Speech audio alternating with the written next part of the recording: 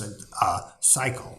Yeah, and like in that kind of space, I think it's the final rule in the book that understand that once you've acquired power, like what you did to get it will be forgiven and forgotten.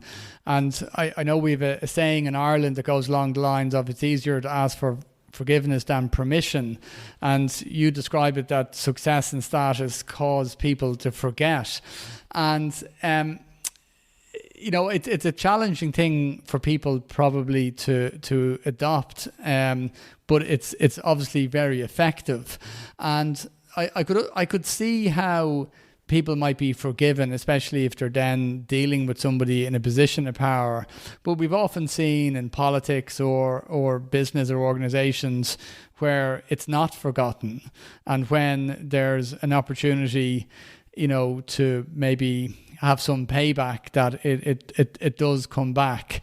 What's the research saying, in relation to both forgiven and forgotten, and does it have a shelf life? The research seems to be pretty clear. There's a article by a couple of marketing people entitled "Tip of the Hat, Wag of the Finger," in which they basically ask the question: how do people who want to do business or buy products that do not have necessarily the best reputation? Amazon certainly does not have a great reputation with respect to how it treats its warehouse workers. But people nonetheless want to do business with Amazon. How do they cope with this idea that I, on the one hand, am a moral individual, but on the other hand, I want to do business with, an organization that has some moral failings? And the answer they came up with is that people have ways of making, they either moral justification or moral decoupling. The justification is it's not that bad. The decoupling is it's not that relevant. And between saying it's not that bad or it's not that relevant, people are able to do business with and to build relationships with organizations as well as individuals who, in some sense, violate many of the moral precepts that they claim to hold.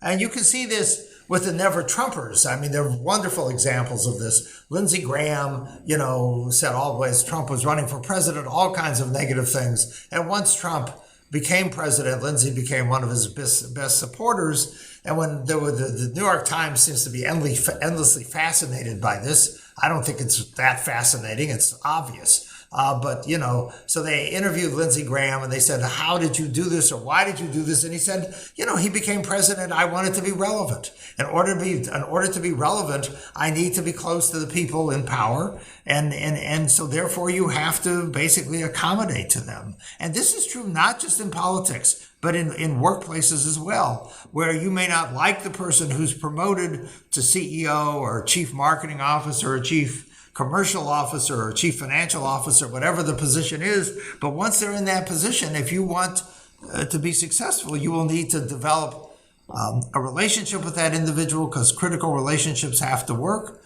And one of the ways in which people do that is they forget about or reinterpret their feelings about that individual.